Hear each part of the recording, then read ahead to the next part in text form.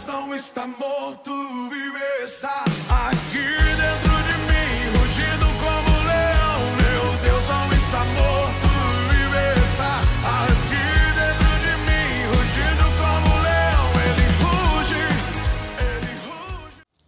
Bom dia, amados irmãos. Nós queremos agradecer ao Senhor por mais uma oportunidade que nós temos de podermos compartilhar da palavra de Deus e compartilhar esses momentos. Eu queria, aproveitando este momento também, desejar um feliz Dia das Mães, às irmãs, que Deus possa abençoar ricamente a vida de cada mãe nessa tarefa árdua de educar e criar os seus filhos, que o Senhor possa a cada dia fortalecer ricamente e poderosamente a vida das irmãs em Cristo Jesus. Nós estaremos passando pelo momento do louvor e depois nós retornaremos para compartilharmos da palavra do Senhor, em nome de Jesus.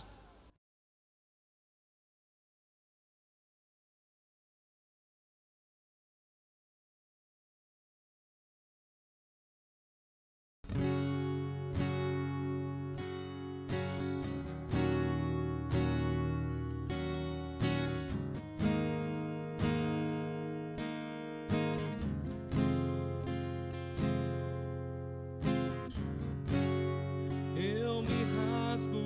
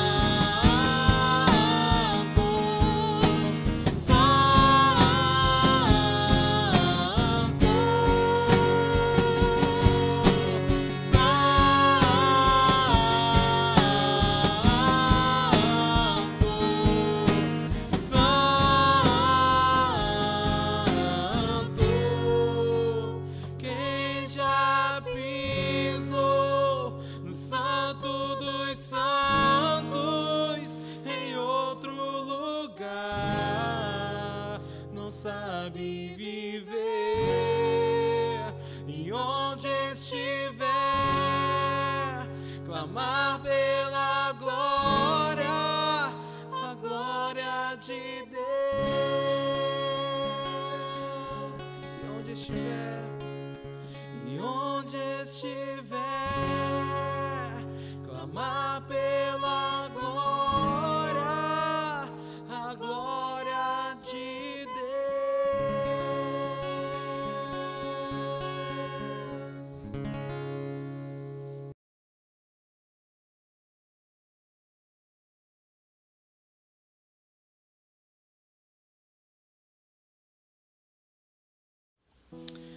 Queridos, nós queremos compartilhar neste momento uma palavra do Senhor, dado esse momento que nós estamos vivendo.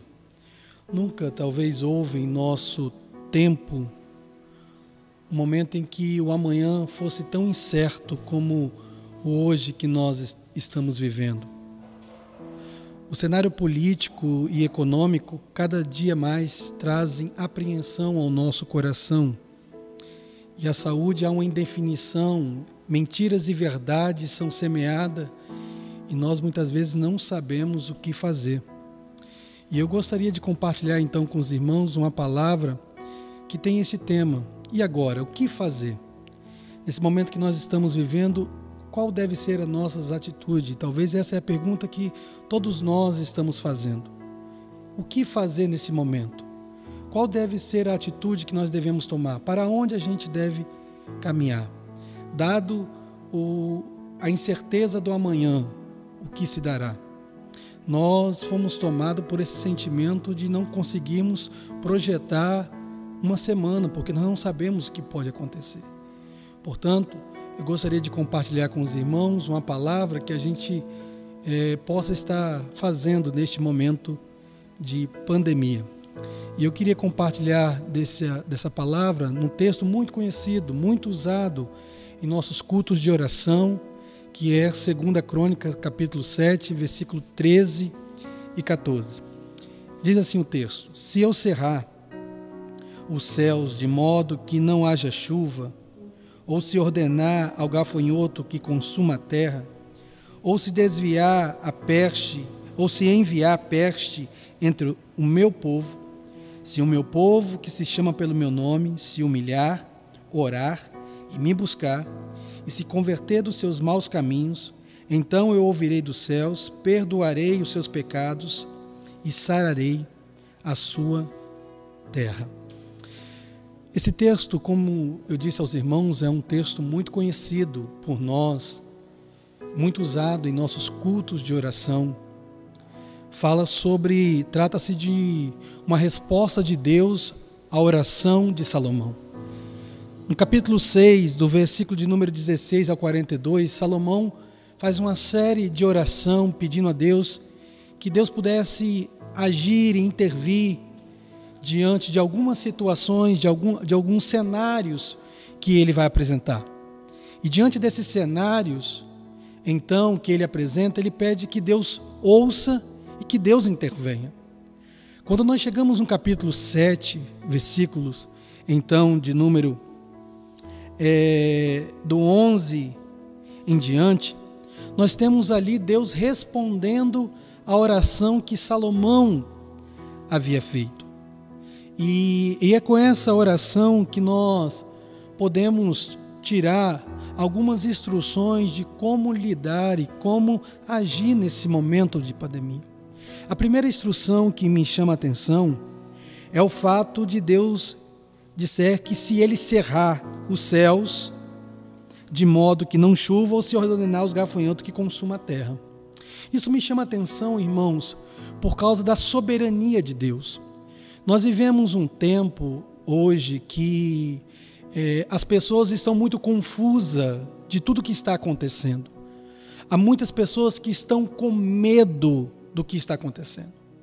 É claro que existe, irmãos, o medo natural, que é aquele medo que você tem, que não é exagerado.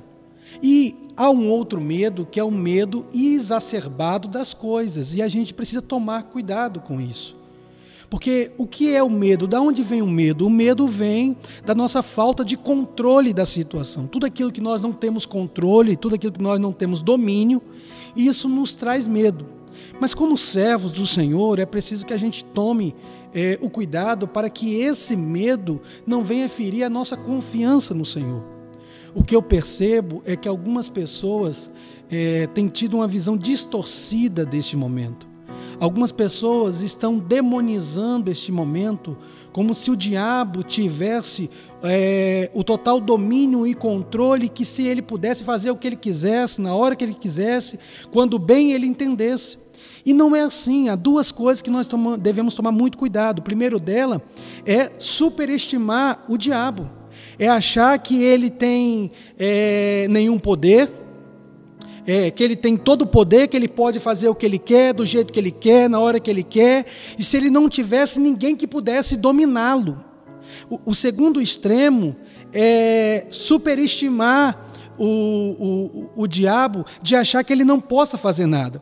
E o que nesse momento parece que acontece é que muitas pessoas têm temido mais o diabo do que a Deus. Eu consigo compreender, olhando pelas Escrituras, e eu consigo entender que há várias situações que algumas pessoas poderiam atribuir ao diabo que não foi ele. Citaria para os irmãos o dilúvio. A forma com que aquilo aconteceu não foi o diabo. As pragas do Egito não foi o diabo. A destruição de Sodoma e Gomorra não foi o diabo. O castigo do exército da Síria e da Babilônia não foi o diabo, ainda que houvesse muita crueldade e maldade, Deus estava no controle de toda a situação. Portanto, nesse momento, o texto começa nos dizendo, e por que esse texto ele é propício para este momento? Porque Deus estava dizendo que se ele cerrasse. E se nós formos olhar no capítulo 6, nós vamos ver que o texto vai também dizer, Salomão vai dizer sobre um momento de epidemia, de doenças que seria enviada pelo povo. E por que essas doenças e essas coisas aconteceria? Aconteceria fruto do desvio do povo de Deus, dos propósitos divinos. Era como forma de Deus corrigir e disciplinar o povo que havia abandonado. Portanto, é preciso nós entendermos que Deus está no controle da situação. Que o diabo ele não faz nada pelo qual Deus não tenha o controle da situação. É interessante você olhar e pensar uma frase de Lutero. Lutero diz que até o diabo é o diabo de Deus. Por quê? Porque para Lutero, o diabo está sob o controle de Deus. O diabo não pode fazer aquilo que ele quer. E eu entendo que o diabo é como um cão na coleira. Ele só vai ao limite que Deus permite. É preciso, irmão, nesse momento, temer a Deus. Ele sim nós devemos temer, é Ele sim que nós devemos honrar, é Ele sim que nós devemos buscar, não o diabo. Ainda que ele tenha as suas maldades, ainda que ele age com as suas maldades, ainda que ele se levante com as suas maldades, mas nós sabemos que há um Deus soberano que governa, que dirige, que tem todo o poder. A Ele nós devemos temer. Eu também gostaria de tirar desse texto, irmãos, um aprendizado, porque em meio a tudo isso, Deus trouxe a resposta, o que a igreja deveria fazer quando casos como esses acontecessem. Eu sei que a igreja pode fazer muitas coisas. Se nós formos conversar entre os irmãos, nós podemos descobrir várias coisas que a igreja poderia fazer nesse momento. É certo que nós estamos impedidos de fazer algumas coisas nesse momento, como nos juntarmos para cultuarmos. Mas há coisas que nesse momento nós podemos fazer, e é isso que é a missão da igreja. Foi isso que Deus disse. Então, o que a igreja deve fazer nesse momento? E agora o que fazer? E agora o que nós devemos fazer é, então, o versículo de número 14. Deus não só disse aquilo que poderia acontecer se o seu povo se desviasse, mas Deus também disse como a cura e o perdão viria para o seu povo. E a primeira coisa que o Senhor nos mostra aqui é que a igreja e o povo de Deus, quando houvesse essa situação, eles deveriam se humilhar. É interessante, irmãos, que a gente percebe que Tiago e Pedro, citando Provérbios capítulo 3, versículo 34, vai dizer que Deus se opõe aos orgulhosos, mas concede graça aos humildes. A primeira coisa que a igreja deve fazer, e a primeira coisa que o povo de Deus deve fazer, é se humilhar na presença de Deus, é reconhecer a sua limitação, é reconhecer a sua impotência, é tirar de tudo aquilo que possa se vangloriar, se exaltar. Há tempo de voltar-se para Deus em humilhação, reconhecendo as fraquezas, reconhecendo as limitações, reconhecendo que nós precisamos de Deus, que nós necessitamos desesperadamente de Deus. É preciso voltar ao Senhor em humilhação, reconhecendo a nossa dependência de Deus. E após a humilhação, o texto então prossegue dizendo que nós devemos orar. Irmãos, a pandemia não pode nos parar. A pandemia pode nos limitar à vinda ao culto, mas a pandemia não pode nos limitar a orar. É isso que nós devemos fazer, nós devemos orar. Esse é o momento da oração, é esse o momento que o povo de Deus precisa voltar a orar, precisa valorizar uma prática desvalorizada no nosso tempo. Nós ouvimos, e hoje é dito que nós somos a geração que desaprendeu a orar. E por mais, irmãos, que eu quisesse dizer que isso não é verdade, a realidade é outra. Os cultos de oração de todas as igrejas, na sua maioria, são os cultos menos frequentados. Ainda que nós sabemos que a oração ela é necessária e é importante, não é isso que nós praticamos. O que percebemos é que o nosso fervor da oração dura o nosso tempo de peleja. Enquanto nós estamos na luta, enquanto nós estamos na batalha, enquanto nós estamos nas pelejas das situações, nós oramos. Mas quando a vitória chega, nós relaxamos a oração. E o que Deus requer de nós nessa pandemia é que nós voltemos a orar. A vida de Jesus deveria ser exemplo suficiente para nos colocar de joelho diante da realidade que precisamos orar. É tempo de orar, é tempo de nos despertarmos a orar. E, irmãos, quantas vezes nós estamos aí cheios de notícias, cheios de informação? Largue isso. Você já sabe o suficiente, o que você precisa fazer, mas o que nós precisamos fazer como igreja, e esse é o momento da igreja fazer a diferença. A igreja precisa orar, nós precisamos ser motivados a orar, a buscar o Senhor, a voltar à prática da oração e de fato viver aquilo que Deus quer de nós.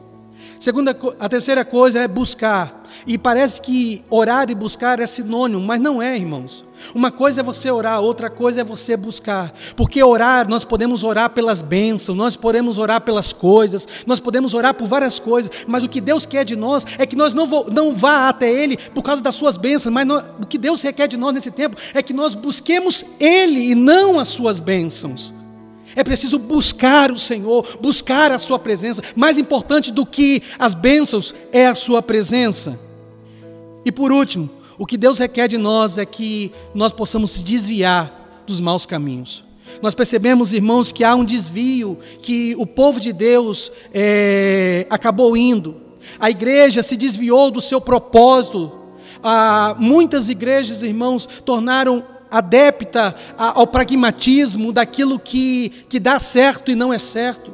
Há igrejas que se tornaram mais uma instituição financeira do que uma instituição espiritual. Abraçaram o desejo pela riqueza, o conforto, o luxo e abriram mão da piedade.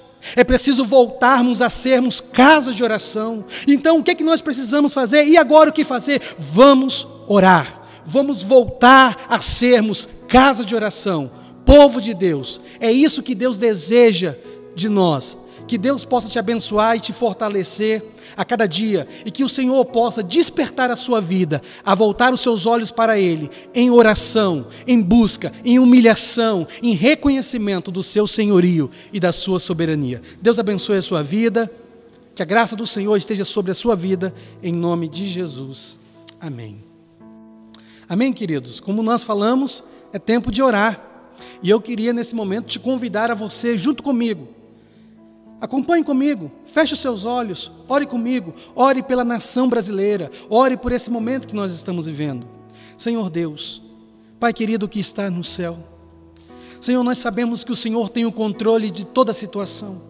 Nós sabemos, ó Deus, que as tuas mãos são poderosas e que ninguém pode, ó Deus, fazer nada daquilo que o Senhor não deseja. Eu creio, Deus, que o Senhor pode visitar a nossa nação com o teu poder e que o Senhor possa nos levar como igreja do Senhor a voltarmos ao primeiro amor, a reconhecermos a nossa necessidade que temos, ó Deus, de orar, ó Deus, mais do que qualquer coisa desta terra. Ó Deus, nos ensina, Senhor, a depender da presença do Senhor. Nos ensina, Senhor, a orarmos, ó Deus, buscando o Senhor e não a sua bênção apenas. Que o Senhor venha visitar agora, Senhor, esta nação. Visita cada membro, cada congregado. Levanta um exército, Senhor, de intercessores. Que sejam, ó Deus, ó Pai, pelo Senhor despertado a orar, ó Deus, neste tempo, porque é isso que o Senhor deseja de nós. Que o Senhor, ó Deus, esteja abençoando e fortalecendo e despertando para a glória do teu nome, em nome de Jesus. Amém e amém.